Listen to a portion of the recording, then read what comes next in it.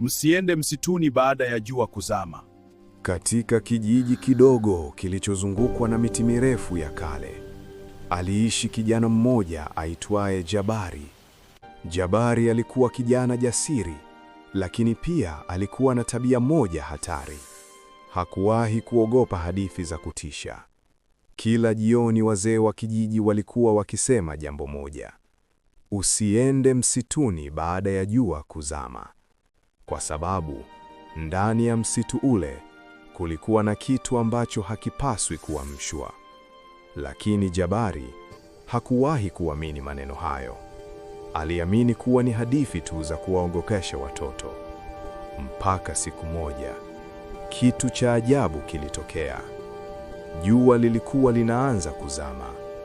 Anga lilikuwa la rangi ya machungwa na dhahabu. Jabari alikuwa akitembea karibu na njia ya msitu.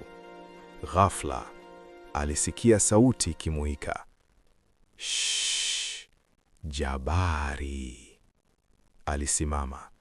Moyo wake ukapiga kidogo kwa nguvu. Aligeuka nyuma, lakini hakukuwa na mtu. Kisha sauti ile ikasikika tena. Pole pole, nzito, ya kutisha. Jabari, njoo. Upepo ulianza kuvuma kati ya miti. Majani yakaanza kusikika yakitikisika, na ukimya wa ajabu ukafunika eneo lile. Badala ya kukimbia, Jabari alifanya kitu ambacho hakuna mtu kijijini angefanya. Alianza kutembea kuelekea msituni.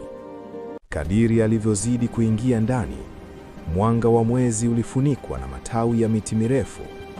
Giza likazidi kuwa zito. Ukungu ukaanza kujaa ardhini. Kisha alisikia sauti nyuma yake. Crack! Tawi lilivunjika. Jabari akageuka haraka. Hakukuwa na mtu, lakini mbali kidogo gizani kulikuwa na macho mawili mekundu yanang'aa. Moyo wake ukaganda. Ni nani hapo? Aliuliza kwa sauti ya kutetemeka.